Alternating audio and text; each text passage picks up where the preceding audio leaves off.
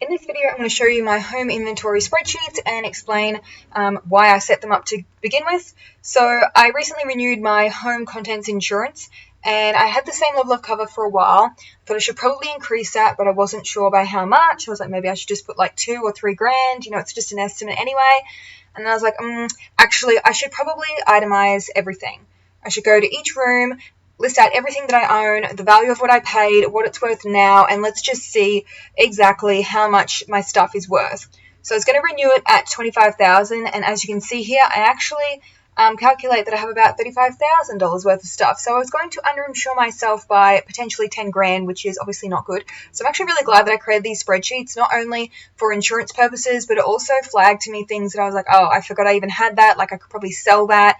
The reason I was renewing it was because my sister had moved out, and I was like, actually, you left these things behind, which we didn't realize. So it's just really good to keep track of everything that you own and what it's worth, and if you do want to end up selling things or you're moving, all that useful multi-purpose spreadsheet. Okay, so here I did a summary, and I love to color code. So if you have seen my renovation planning spreadsheets, I kept the same color code and zones as that spreadsheet. Obviously works really well, looks really pretty with the rainbow colors. So I'm in a 2-bedroom apartment, hence why I don't have all these other bedrooms. So just the 1 bedroom and the study, and then obviously your other zones as well. But if you are in a house, I've left it open-ended. If you have a garage, basement, etc., you can populate those. I do like a visual, so I have this little pie chart here, and as you can see, no surprise, most of my assets are in my study because a lot of it is stationery and the like. So each zone is on a separate tab, which are color-coded, and the number reference ties back to this list here on the summary. And I went through and listed out everything that I think would be in each zone. So if you're outside, you might have these items. You can record the date that you purchased the item, the quantity, the cost that you paid. It'll calculate the total. So you can see here I've got 2 chairs, paid $400. It will automatically calculate $800. The value now is an estimate.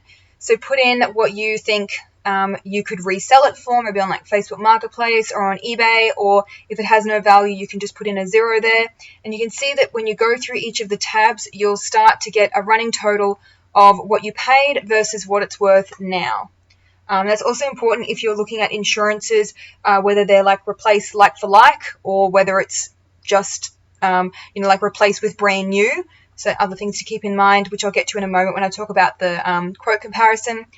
So for the kitchen, I went super detailed. I listed out everything. I took the approach with these spreadsheets that if the house, the apartment, burned down and I had to replace literally everything, how much would that cost me? And all these little cutlery bits and pieces did actually add up to quite a lot, in addition to things like appliances. I'm like, okay, well, I got gifted some things, but they still have value and I would still have to pay to replace them. So I put all those in there as well with just an estimated cost of what I think it was worth, or I did some Googling and found prices that way. I also wanted to make this functional for future years when I start replacing things, to see the warranties. These generally appliances only have like a 1-year warranty these days. Then I can go, okay, the fridge is from 2009. Look, I need to consider that it's going to die soon and I'm going to need to replace it. So start setting aside some money now so I have that ready, not like dipping into emergency savings.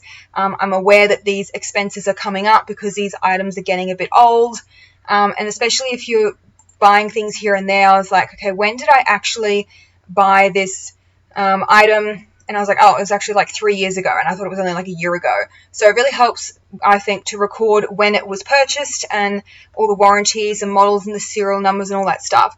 So the purpose of going into this much detail is, so my opinion, if it was to burn down and my insurer goes, okay, what's your stuff worth? I can literally just hand them this spreadsheet. And because I've got so much detail about the specific model numbers and everything, it's like, oh, okay, well, it's kind of hard for them to argue about what something's like worth. If you have the receipts and you've recorded everything and it's all in detail, anyone can look up the price of something if you've got the specific model number, especially if you have something like a fridge where the cost could vary by like $500, and then you could be selling yourself short and not getting enough back to cover it. So that's why I just go into super detail and put everything in here. I also have some comments in here. So I'm renting, so like landlord owns these appliances, but you could keep them in there as well. So for my rental unit, when I brought it, I actually had a mini one of these for the white goods, and I was like, okay, these are original. The place was built in 2007. I brought in 2015. Okay, these are probably going to go soon. So I did actually set aside some money. And lo and behold, 6 months after I purchased it, the oven broke. So, you know, it's good to keep track of when you purchased it as well. And then down the bottom here, I have a section for photos of your belongings and receipts as well. So you can save these just on your computer, but I think that having it all in the one spreadsheet is just so much easier to access. So I have just deleted those out of my spreadsheet because I didn't want to have pictures of like where I live on these spreadsheets on the internet. But you can insert photos by going to Insert Pictures and then from this device, and you can add them in there, and that's also really convenient. If you need to document everything, like here's a photo of my couch, this is what this looks like, and that's also easier for like replacement as well with your insurer if you ever did need to make a claim. Next, I have the Ensuite, so you can list out everything from, you know, like makeup organizer to your towels, whatever you want to put in there. Main bathroom, bedrooms, if you've added in a lamp, even if you installed like ceiling fans, or if you had blinds replaced, if you owned the place, not rented it, and all other stuff. And then I was like, okay, I actually have quite a bit of like bed linen, like my pillows, doona sheets and everything.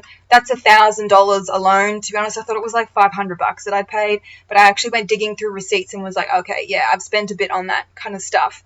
So I record that. I put an estimate in for clothes. As you can see, the resale value that I put on these wasn't a lot. I decided to just do a formula of 20%, and then you can drag that down and it'll automatically calculate it all for you, and you just plug in your numbers. So depends how you want to calculate how much value you have left, but that was the approach that I took for clothes. Everything else, I kind of had a squiz on Marketplace and things like a crate maker that's used. Like, is anyone really going to buy that? Like, I personally wouldn't be buying that secondhand, so I just put 0 for the value now. And if you do want like a replace for new, you can see that there's quite a difference. Like, a lot of my stuff's quite old and it's not really worth anything anymore. But if you want to replace it for new, I'm going to be out of pocket quite a lot. So hence the importance of filling these out. If you have any family heirlooms, like I have this old watch, which is probably worth about $500, put all that in there, and that becomes really important when we go to the contents quote comparison in a moment. So we've got more bedrooms in here if you're in a big house. Study, which is where most of my stuff is. You can see, okay, I brought this second hand. No, I don't have a receipt because it was a gift. All that kind of stuff, you can record that in here. If I've purchased things over the years, I just put various. That's all my planners, highlighters, stationery, all that stuff. Went super detailed with what I recorded. Living room, dining room, entryway. And then this is where I put most of my linen in the linen cupboard. You can put it in with your bathroom tab instead. If you have a basement, a garage, kids play area, and I put in plenty of lines here, but if you want to add new lines to the spreadsheet, you can just right-click Insert. Or if you want to add multiple lines at once, left-click and drag your mouse down. So if I want to add 6, I've selected 6 rows, right-click and then Insert. And make sure you just click on the original one up here. See how there's nothing in these cells, but there's a $sign? You want to go to the corner here where you see that plus sign, left click and drag your mouse down, and now when you enter values in this column, you can see that the formula is there to automatically calculate. And down the bottom, you get a total as well for each tab, and that automatically transfers to the summary for you. So all you need to do is plug in your numbers and the spreadsheet will do the rest. Some people might think this was a bit over the top, but I did a miscellaneous tab and I went super detailed, like extension cords, all that other random little sundry stuff does add up, ended up with about $1,000, albeit camera was about $400. But you can see that I really do think it pays to go to this level of details. People probably watching this going, oh my God, this spreadsheet is so over the top. But it really does, I think, help to see how much you actually have and what it will actually cost to replace it all. So after I did that, I was like, okay, time to go get some quotes for insurance. So I compared 3 different insurers, put the date of the quote, all those details, what's covered and what's not covered. And the main thing that I was interested in was portable cover. So if you take something out of your house and it gets damaged, like, is that covered? So for me, that would be things like a laptop or a camera. Does it include, like, you know, travel insurance? If, like, to what extent if you take it? If you just take it to, like, a friend's house, or if you take it on holidays, like, what is it actually covered for?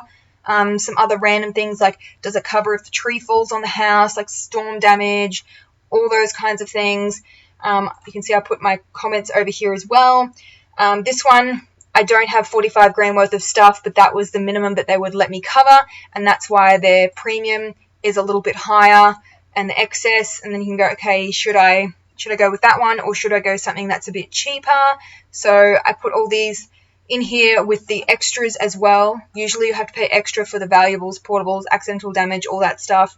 It'll automatically calculate the total premium for you, and you can also keep track of the excess as well, and any other little notes like current promotions.